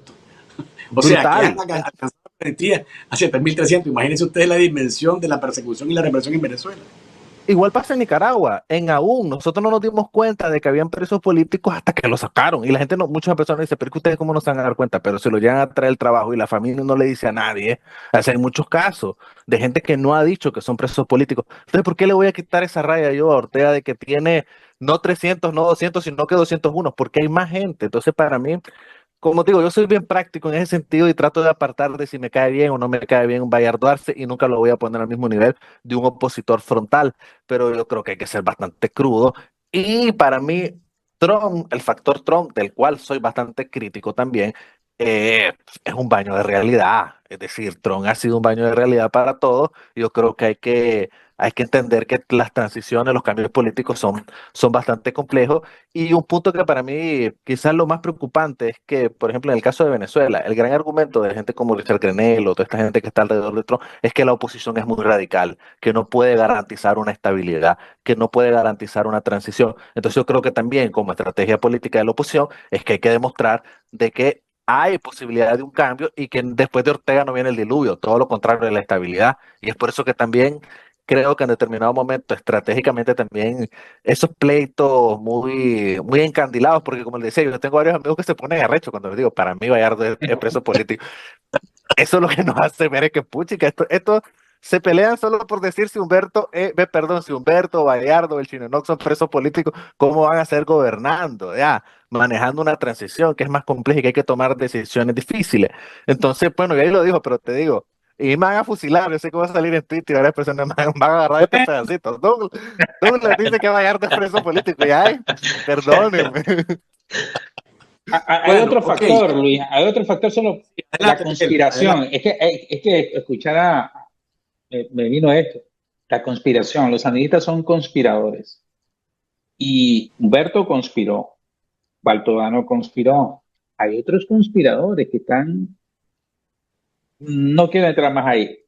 Bayardo Arce Opa, conspiró opa, contra la Miguel tiene sucesión, ya tú. contra la Bien, por sucesión ahí. dinástica. Entonces, la conspiración dentro del propio clan, ¿ya? es una acción política. Hasta ahí nomás, pero yo le dejo que se queme Douglas con la afirmación. Yo solo me voy por lo práctico. Está preso porque lo mandó a echar preso la Rosario y Daniel. Miren, ¿qué es lo importante? ¿Qué es lo importante de este debate que hemos tenido en estos momentos nosotros alrededor de este tema en el que estamos cruzados unos más que otros, que es el debate sobre esa realidad? Es importante que la gente lo vea sin descalificar al otro, sin decir, es que vos sos sapo, es que vos... No. O sea, yo mantengo mi posición, la de entrada. Miguel tiene la suya, a pesar de que fue preso político. Álvaro tiene la suya.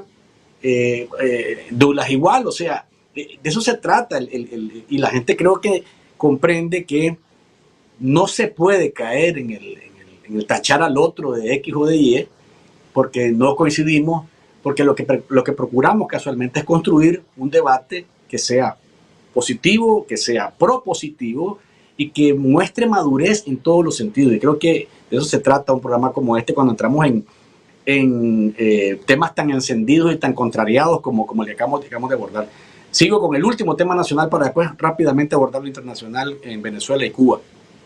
Jaime Echavarría es un nombre que ha sonado durante toda la semana en Nicaragua porque la Corte Interamericana de Derechos Humanos falló y encontró culpable al régimen sandinista, en este caso es el Estado de Nicaragua, pero en este caso es la dictadura sandinista, de haberle violado sus derechos humanos por aquella golpiza brutal que él y sus hijos sufrieron allá en el año 2008, cuando él denunció anomalías en el proceso de verificación previo al fraude más documentado que ha tenido Nicaragua, que es el fraude electoral de aquel año. Lo importante de la sentencia en el caso de don Jaime es que primero es una persona que, a pesar de las amenazas, a pesar de la persecución, a pesar de haber salido del país, nunca desistió y más bien se preocupó en argumentar, en documentar y llevar hasta el final el proceso en la Corte IDH, al punto que tenemos un fallo y que sirve lógicamente como otro respaldo para lo que viene en camino en el futuro en la búsqueda de justicia. Y lo otro es que don Jaime Echavarría no es ningún nombre de abolengo, no es una persona pudiente, es un ciudadano común y corriente que estaba realizando un trabajo político a través del PLC, el que formaba parte en ese momento, en el proceso de verificación, y esa persona, con todas las dificultades, ha llevado a la dictadura, a ese tribunal de la Corte IDH, ha logrado el objetivo, y eso es la muestra de que la justicia puede ser tardía en la mayoría de los casos, como este, pero ahí está, y es muy importante. Comienzo con Álvaro en esta ronda. Sí, a mí también la cobertura de esta noticia nos pareció sumamente alentador, sobre todo por el simbolismo que tiene que la justicia al final resplandece cuando las víctimas se atreven a denunciar, que ha quedado en evidencia la violación a derechos elementales de Jaime Echavarría y de su familia, pero además que ha quedado en evidencia frente a un tribunal internacional, interamericano, esa acción de sanguinaria, violenta, además articulada desde el Estado del Partido Frente Sandinista, que se conecta un poco también con algunas denuncias que ha habido en términos internacionales de pedir que al sandinismo se le declare una organización terrorista. Pues esas son algunos de los argumentos que están en la palestra y que efectivamente evidencian que han actuado como una organización terrorista, criminal y violenta. El Frente Sandinista no ha tenido una vocación democrática ni de comicios, ni de respetar la voluntad de la gente, y creo que esto lo deja al desnudo, porque bueno, ocurrió 1 año o 2 años después de que estos regresaron al gobierno en el 2008. Y creo que aquí también es importante destacar, además del coraje, de la perseverancia, de la determinación de luchar por su propia justicia, para lograr justicia, de don Jaime Echavarría, es también del abogado defensor de derechos humanos Pablo Cuevas, que entiendo que es quien ha acompañado a Jaime Chavarría desde sus inicios, cuando Pablito estaba en la Comisión Permanente de Derechos Humanos, y ahora pues ha mantenido el seguimiento al caso, y nosotros nos enteramos particularmente en un momento inicial por don Pablo Cuevas, así que también creo que es un reconocimiento a ese nivel de entrega, de fuerza por la búsqueda de justicia de los defensores de derechos humanos, y en este caso pues de don Pablo Cuevas. Por tu opinión. Douglas, te escuchamos porque efectivamente Pablo Cuevas ha estado acompañando este caso desde el inicio y ahora que se ha conocido la sentencia, igual ha estado comunicando, informando y dando aliento también a la familia desde antes, y lógicamente que el triunfo por la sentencia también es de él, ¿no, Douglas? Bueno, muy importante para mí esta sentencia, y para mí es bastante admirable, pues la perseverancia. En este caso también es terrible, pues lo que se tarda la justicia internacional, pero yo creo que hay que seguir en eso, porque últimamente yo sí estoy claro de que el orden internacional está cambiando radicalmente. Efectivamente, los mecanismos han quedado prácticamente sin mucha fuerza, o si es que alguna vez la tuvieron, frente a la dictadura y las violaciones de los derechos humanos, pero no hay que descuidar ese frente, pues porque veo que muchos dicen ya no funciona nada. No. Sí, está bien que no funcionen, pero hay que seguirlo usando. No podemos dejarlo de lado. Y porque para mí lo destacable es esto, pues, tantos años, pues, cuánto se tardaron. Y ya no me imagino, pues, cuando hay un cambio en Nicaragua, todo el sinnúmero de demandas, y luego viene todo el tema del debate, pues, sobre cómo se va a resarcir a esas personas, porque esa es otra discusión. Sabemos de que esta dictadura ha dilapidado los recursos de Nicaragua, ha habido mucha corrupción. Difícilmente se va a poder hacer frente a todos los daños que se hicieron recuperando, decir, buscando en paraísos fiscales todo lo que han desviado. Entonces viene toda esa discusión de cuál va a ser el rol del Estado en esas reparaciones, que creo que también ese es otro debate que levanta muchas ronchas, pero hay que tenerlo más adelante. Pero yo quiero destacar ese tema del rol de las instituciones internacionales, pues porque es que no quiero desviarme, pero para más o menos relacionarlo. Por ejemplo, recientemente estuve, bueno, en discusiones o personas que han estado con los cuerpos diplomáticos, siempre todos se quejan, pues, de que Estados Unidos está actuando fuera de las reglas y todo ese tipo de discusiones, que el derecho internacional, pero es porque no han hecho valer el derecho internacional. Es decir, quienes han deslegitimado el derecho internacional son muchas veces sus defensores porque no lo han hecho valer. Entonces ahorita lo que estamos viendo es un escenario en el que lo que se está imponiendo es la fuerza, pero a pesar de eso yo creo de que no hay que dejar de lado el tema de la justicia y el tema de documentar. Y en este sentido creo que el trabajo de los medios que ayudan a eso también, el otro trabajo heroico es el de los defensores de derechos humanos, pues porque muchas veces suena como baladí de que documentar, documentar, documentar. No, es demasiado importante documentar, y es por eso, si no, miremos por qué cómo actúa la dictadura. La dictadura trata de hacer todo en la medida que sea difícil recabar pruebas, pero siempre hay alguien que está recabando pruebas. Entonces para mí es bastante esperanzador el que se haya dado esta sentencia, pero también pienso en un futuro, pues todo el costo que esto va a significar para el país, pues para la sociedad. Gracias, Douglas. Miguel, te escuchamos para pasar a las notas internacionales de Cuba y Venezuela. Rapidísimo, me deja un sinsabor, ¿verdad? Porque, bueno, lo positivo, pues moralmente se acusa a la dictadura y se le cataloga como culpable de un delito que es flagrante y que es un modo operandi. Entonces, yo mismo fui en mi familia, recordar, como víctima de algo parecido, ¿no? Con mi esposa, con Verónica, y yo sé eso. Entonces, eso.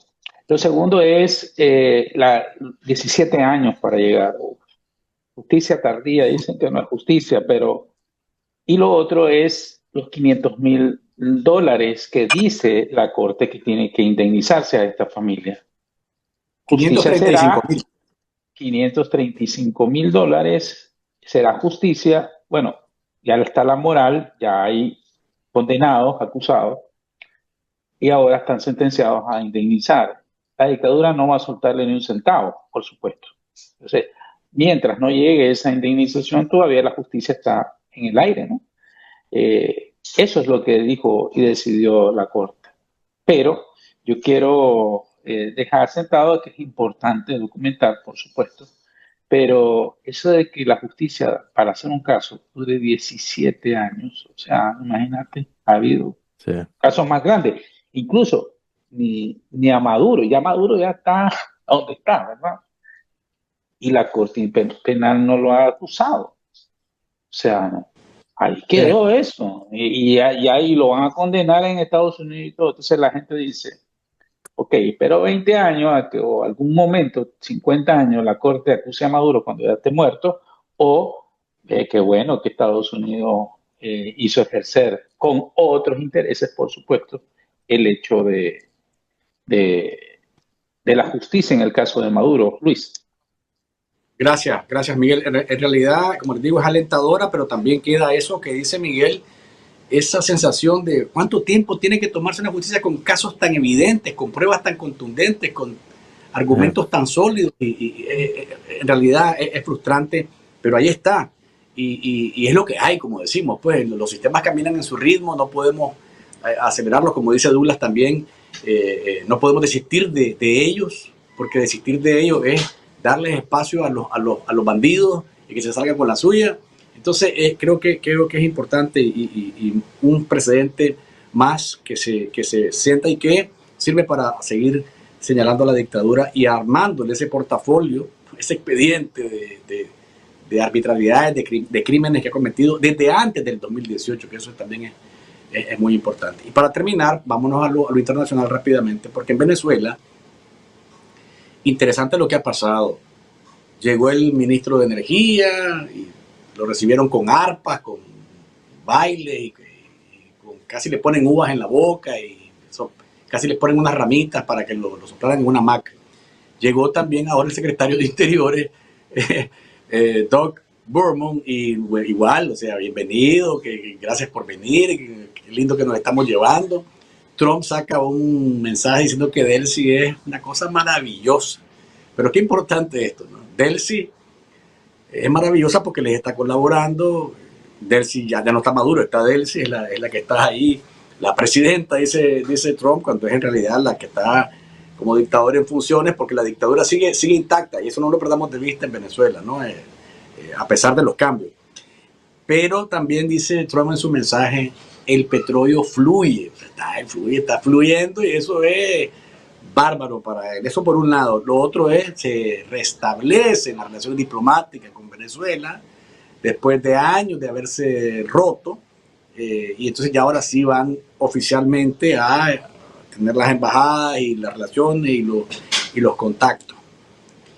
En medio de esto, María Corina anuncia también, o antes que esto, María Corina anuncia que va a volver a Venezuela.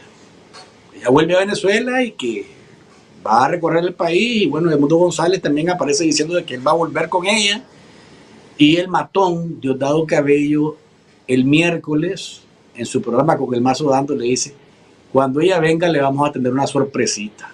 Opa, entonces seguro dice, ¿a qué apuesta Cabello en medio de todas estas circunstancias? Y es interesante ver cómo en medio de todo el ambiente que se está viviendo ahí, el pueblo venezolano comienza a sentir de una u otra forma ese cambio, porque si algo pueden decir los venezolanos es que no solamente la salida de Maduro, sino que todo lo que está viendo alrededor de esto les genera a ellos respirar de otra forma a la que tenían hasta antes del 3 de enero de este año.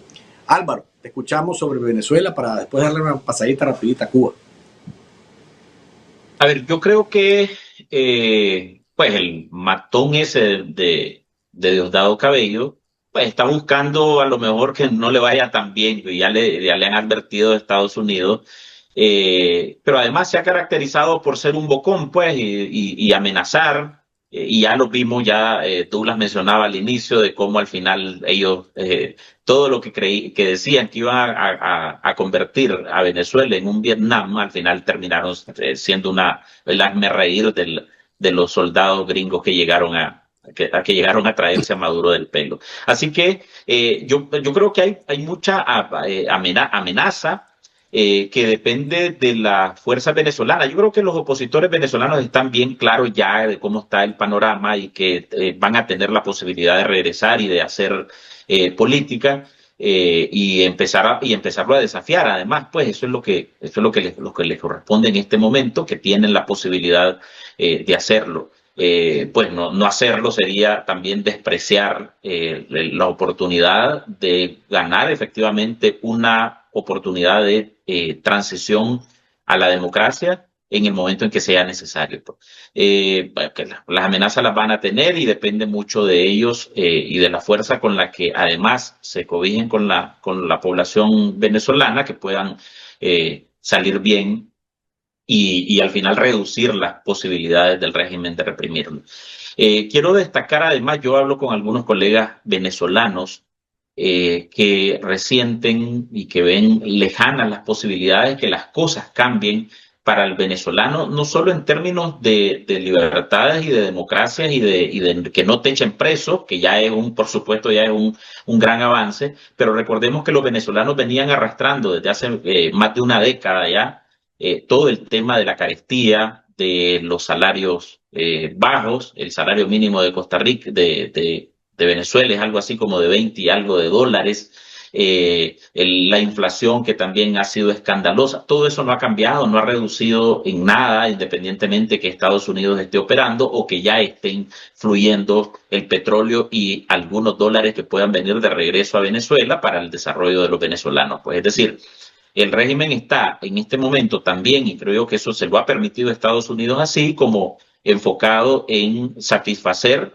las órdenes de Mr. Trump, de no meterse mucho a problema con Trump, y tampoco a ellos les está importando el tema económico, y tampoco Estados Unidos tiene como en este momento todavía la decisión de que la economía empiece a dinamizarse y empiece a fluir y empiece a mejorar la condición económica de los venezolanos de a pie. Pues creo que eso es en general lo que está pasando en ese país y que también tiene un poco desazonados a los venezolanos en general, pues porque bueno, aunque sí es cierto, se fue Maduro y es verdad, están liberando a los presos políticos, pero la situación de cada una de las familias, de la comida, de los salarios, de la carestía, del empleo, eso se mantiene. Bueno, Miguel, te escuchamos sobre Venezuela. Estás en mudo, creo. Ok. ¿Qué es lo que ha pasado en Venezuela? Hablemos de democracia y derechos humanos. Antes del 3 de enero. Y yo, a propósito de lo que acaba de decir Navarro, apenas ha pasado un poco más de 2 meses del 3 de enero. Y tenía 27 años de un desastre brutal. O sea, querer componer una economía de ese tipo en 60 días creo que ni super Trump, ni super Estados Unidos, sobre todo cuando hay un periodo de transición. ¿Qué ha pasado? Bueno, primero hay una liberación masiva de presos políticos. Eso te genera algo para los derechos humanos y para los derechos políticos y te genera una atmósfera diferente. O sea, centenares, dice la oposición, miles, 7.000, dicen los chavistas. Sea como sea, están liberando a muchos presos políticos. Y lo importante, no ha habido más capturas masivas. Lo que ha habido son allanamientos específicos como para meter en miedo a la oposición que ya se viene desde el exilio. O sea, allanamiento a la cúpula de María Corina Machado, no a María Corina, pero sí a la cúpula, como decir, si te vienen, la van a agarrar, pero es como meter el mono, diríamos en buen nicaragüense. En cuanto a la libertad de prensa, que es importantísimo. A diferencia de Venezuela, a diferencia de Nicaragua, todavía había algún tipo de libertad de prensa. Censura había, por supuesto, pero no la brutal que los salvajes Ortega y Murillo han impuesto en Nicaragua. Pero ahora canales privados están transmitiendo todo y dándole cobertura a la oposición, al presidente Trump y todo lo que está diciendo el pueblo venezolano. Hay una apertura de libertad de expresión y libertad de prensa que va gradual también. Pero me llamó la atención que en la última visita del secretario del Interior también trajo un montón de corresponsales que antes no podían entrar y se le permitió a medios independientes entrar a la conferencia de prensa y hacerle la pregunta a los Rodríguez y al secretario de la delegación. Eso también te denota libertad y apertura de libertad y acceso de prensa y acceso a la información. ¿Qué te quiero decir con esto? Al mismo tiempo, ¿quién llegó? Llegó el de la CIA para el control y la seguridad. Se pusieron como alfombra roja. Llegó el del secretario de Energía para el control del petróleo. Estados Unidos está administrando el petróleo. Llegó el secretario el jefe del Comando Sur para decirle, hey, recuerden que aquí estamos aquí, le podemos caer, pórtense bien. Y después llegó el secretario del Interior y decía, espera, que llegó el secretario del Interior. Cuando fui a buscar ahí, ese es el encargado de ver los permisos y licencias de explotación de hidrocarburos minerales en Estados Unidos y sus territorios, no afuera. Entonces, pero también permite la licencia para otros países. O sea, si están sancionados o no. En el caso de Venezuela estaban sancionados todos, particularmente el oro. Y van por el oro. Ahora sí van por el oro, literal.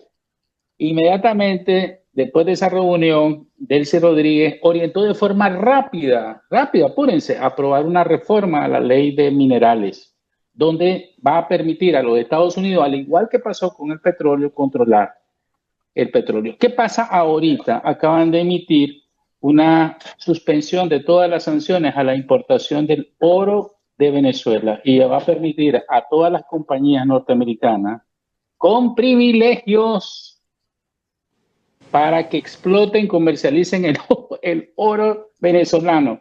Ahora, ¿qué a los que nos imputen, cierro aquí, nos compete, donde mandaba el oro sancionado Maduro a Nicaragua? Nicaragua exportaba más de lo que produce y lavaba el oro. Ahora ya Nicaragua no va a recibir el oro venezolano, o no sé, los chinos, los rusos, los iraníes que se llevaban parte del oro. El control del oro y los minerales preciosos a partir de hoy está en manos de los norteamericanos. Dicho esto, y termino, Marco Rubio dijo de que va a haber elecciones y que no puede haber elecciones legítimas sin María Corina Machado. Así que lo que diga Diosdado Cabello, lo que va es a ir a acompañar a su amigo Maduro aquí en Nueva York. Luis. Douglas, te escuchamos. Fíjate que hablando de toda esa gente que ha llegado a Venezuela, solo falta que llegue el Delta Force que le puso las chachas a Maduro, es decir, y que lo reciban con alfombra roja. No, es bastante, no sé, bastante turbio todo lo que pasa en Venezuela, es bastante bizarro, por no buscar otra palabra. Pues porque recordemos, esta gente es la que se decía que era la más antiimperialista, que descalificaba a todos sus opositores de piti yanqui, vendepatrias, vendidos al imperio, agentes de la CIA. Y ahora reciben al director de la CIA con el arpa llanera y el joropo y toda esa música tradicional venezolana. Pero yo quiero destacar un punto que para mí es si realmente llega María Corina Machado a Venezuela. Porque para mí hay algo que, no sé qué opinan ustedes, pero yo creo que es algo casi está como una ley de la política, que los cambios vienen de adentro. Es decir, y si no hay acción adentro, acción política, difícilmente se va a dar lo que quiere el pueblo, y para eso se necesita el liderazgo pateando calle. Entonces yo creo de que es positivo. Y lo mismo para Nicaragua, pues, porque en Nicaragua no va a haber un cambio por tele, por lo que funcionaba en la televisión. Hasta se me olvidó porque ya no veo televisión, por control remoto. Es decir, no hay Por cambios. Zoom y WhatsApp. Sí, ya no hay cambios por Zoom ni por WhatsApp, tenés que estar en el terreno. Entonces yo creo que lo de María Corina, si se da, es un paso importante. Si no se da, porque para mí también eso también es como una línea roja, que no necesariamente eso va a decir de que no va a haber cambios, porque puede ser que la estrategia es estabilicemos esto, que sea más tranquilo, que esto desmonte desde dentro de la dictadura para que después haya una estabilidad para que los opositores puedan hacer política. Yo veo difícil eso. Yo sí creo que se necesita bien esa presión que está haciendo Estados Unidos, esos cambios, esa búsqueda de estabilidad, pero si no hay agenda de la gente, eso nadie lo va a tomar en cuenta. Si no miramos el caso de los presos políticos, muchas de las liberaciones de presos políticos en Venezuela solo se dieron porque afuera de las cárceles, de aquel famoso helicoide, del rodeo, no recuerdo los otros nombres, están los familiares de los presos políticos. Es decir, y porque los estudiantes salieron a la calle. Entonces eso es para mí condición sine qua non para que haya cambio, tanto en Venezuela como en un futuro en Nicaragua. Y sobre lo que está pasando con la dictadura, pues con Delcy Rodríguez, que ahora es como eso que se puso de moda, que decía Miguel al inicio, es como el modelo, la Delcy de Nicaragua, la Delcy de Cuba, la Delcy de hasta de Irán, pues. Entonces es que les está tocando el triste papel de ser lo que ellos le han dicho a todos los demás, porque ellos sí realmente están siendo un régimen títere tutelado, ellos sí están siendo pitiyanquis. Pues, decir, yo creo que Ortega, como decía también Navarro, sin asco y sin bastimento, como dice mucha gente en Nicaragua, sería el Delcy. Él trataría de venderse a los gringos, es decir, les cuento eso del tema de la defensa de la dignidad nacional, pero yo creo que de Venezuela hay que sacar muchas lecciones, pues porque a pesar de que ya hay una oposición claramente más fuerte que la de Nicaragua, porque hay más espacio, a mí no me cabe ninguna duda de que si en Nicaragua hubieran espacio, la oposición sería más fuerte. Es por eso que Ortega ha sido tan cerrado. Sabe que no puede abrir ninguna grietita porque ahí le revienta. Entonces, a pesar de eso, de que en Venezuela se ganaron las elecciones en el 28 de julio del 2024, a pesar de eso, la situación de desmontar una dictadura es muy difícil y también retomo lo que dice Miguel, porque para mí la clave es un elefante se come rodaja, no te lo puedes comer de un bocado y para mí apenas 2 meses es poco en términos históricos. Claro, hay impaciencia, yo tengo impaciencia, a mí me gustaría llegar a Nicaragua mañana, que haya democracia, ir a 100% noticias al día siguiente, que Miguel me invite a Cuarto Poder el viernes de la próxima, pero no va a ser así. Yo tengo esa desesperación y más lo que sufre, pero las transiciones son lentas, no son tan rápidas. Pues yo creo que también, como dicen los mexicanos, nos estamos pasando de lanza, pues, con las expectativas. Y eso también a veces, a veces es peligroso, pues. Ok, para finalizar, gracias Douglas, para finalizar. Lo de Cuba lo tocamos tangencialmente, solamente quiero agregar, bueno, la llegada de Rubio, el anuncio de Rubio en Cuba es una cosa que está generando un terremoto, ¿verdad? Porque no es cualquiera el que va a llegar el secretario de Estado que quiere, déjeme decirle, que quiere darse el taco de acabar con esa dictadura, es decir, yo lo hice con el visto bueno del presidente Donald Trump, yo acabé con esa dictadura. Y proyectarse lógicamente como, y esto podemos discutirlo en otro programa, como el candidato a la presidencia que pueda suceder a Trump en el futuro más cercano. Pero me llamó muchísimo la atención y quiero escuchar el punto de ustedes sobre esto. Lo que hace el presidente de Ecuador, Daniel Noboa, que expulsa al embajador cubano y a todo su personal de ese país.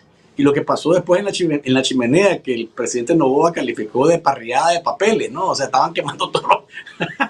Esta imagen que está acá, gracias, doña Dickel, esta imagen que está acá. A ver, pero ¿qué lectura tienen sobre esto? Porque lógicamente que desde Cuba es, bueno, la presión de Estados Unidos, Noboa es un cipayo de los estadounidenses, pero es un mensaje que creo que otros países podrían incluso tomar como para presionar más a la dictadura cubana. Álvaro, ¿qué crees que vaya a pasar? ¿Cómo lees el mensaje de Noboa? ¿Y crees que puedan haber otros países que del escudo de las Américas de pronto decidan caminar por esa misma línea?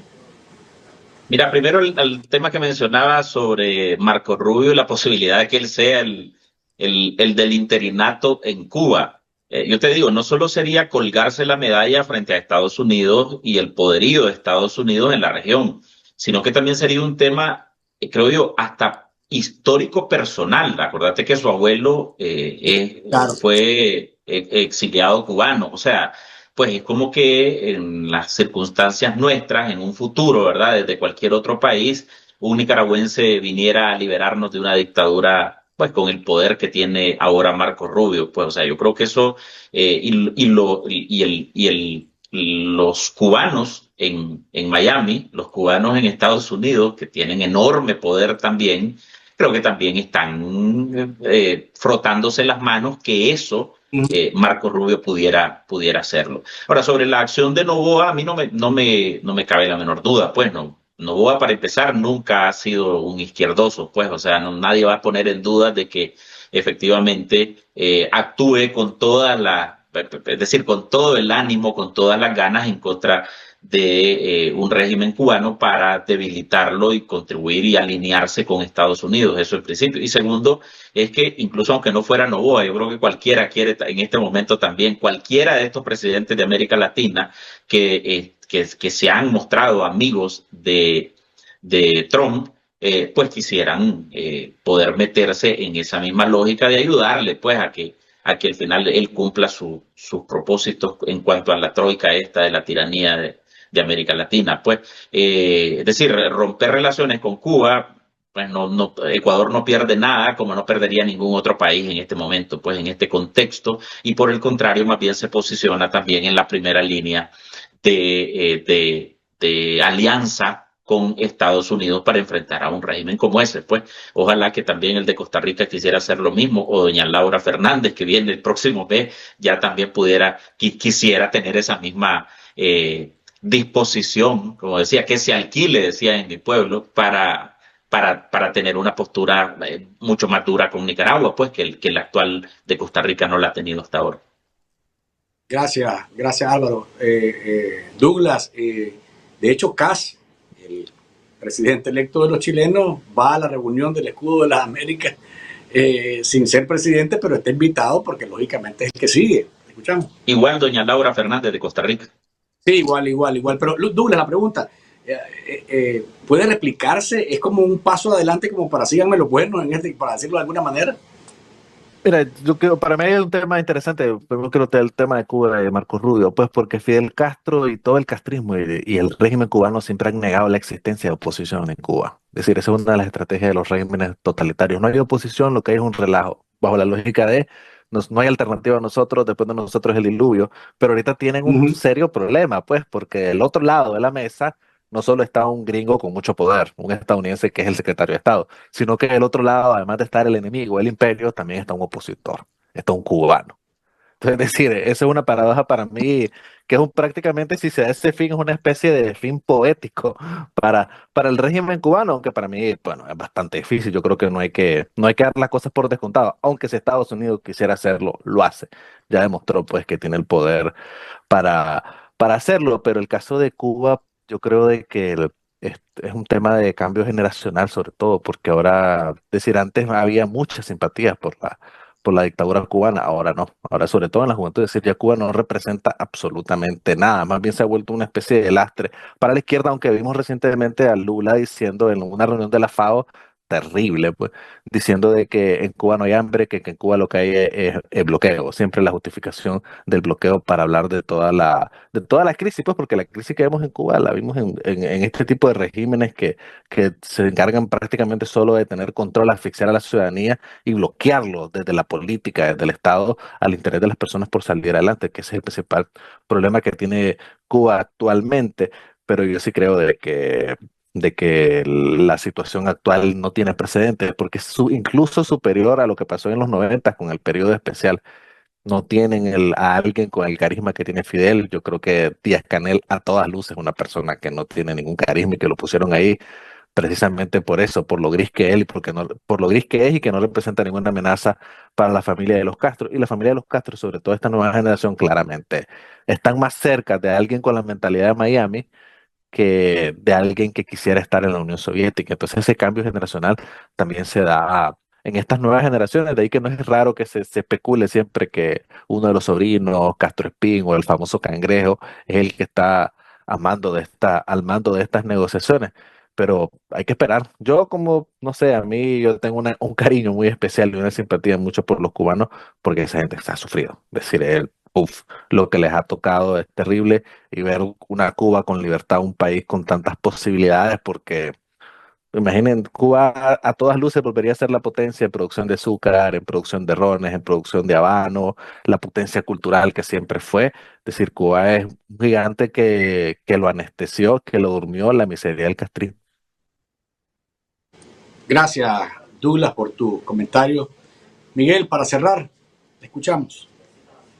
Sí, yo estoy a la expectativa. Lo que te puedo decir es que estoy a la expectativa de lo que está diciendo Trump, lo que ha dicho Marco Rubio y el silencio y el desmentido constante del régimen cubano. O sea, mientras Trump dice están a punto de caer, tenemos negociaciones al más alto nivel, Cuba dice yo no, mentira, no es cierto. ¿Entendés? Yo le creo más a Trump, por supuesto, porque lo que ha dicho se le ha cumplido, particularmente desde el 3 de enero para acá.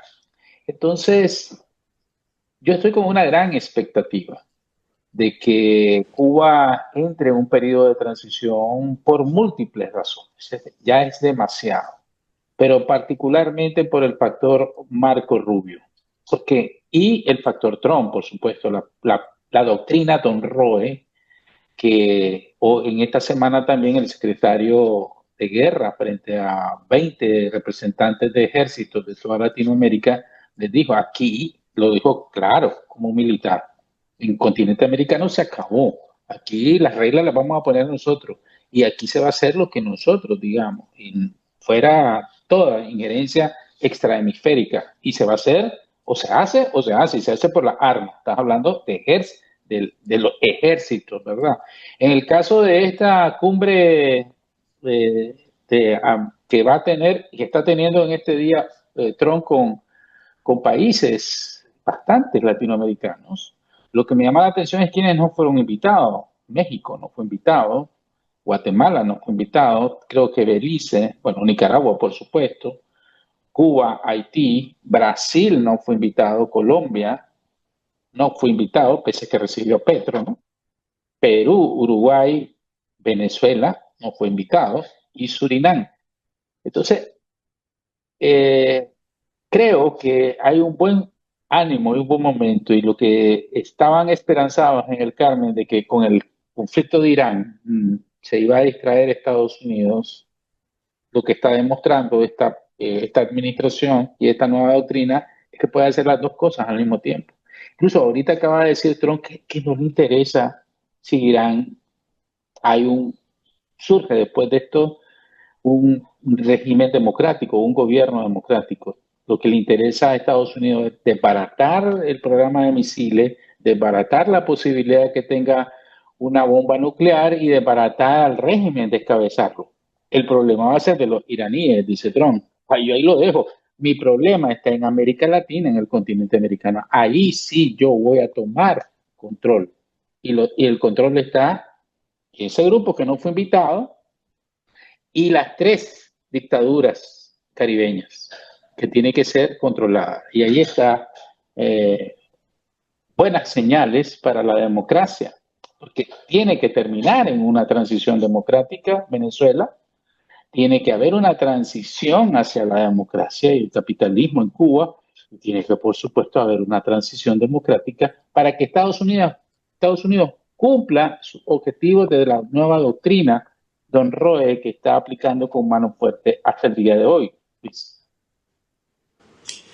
Bien, hay muchísimos temas de los que hablar, pero el tiempo se nos ha agotado. Por ejemplo, ¿qué va a pasar entre España y Estados Unidos luego del anuncio de Trump de romper comercio con ellos? Después del desmentido de que sí estamos, después de que supuestamente sí abrieron las bases, no hay bases abiertas. Bueno, hay tantas cosas de las que hablar, pero ese es un tema importante que, bueno, lo podremos seguir en otro momento, pero a los 3, de verdad, muchísimas gracias por haberme acompañado en este viernes. Miguel, Douglas, Álvaro, un placer compartir con ustedes. Creo que la gente también que nos está siguiendo en este viernes ha disfrutado muchísimo del intercambio y les agradezco a ustedes de verdad el tiempo y sus enfoques en este programa. Un abrazo. Gracias. Un abrazo. Saludos.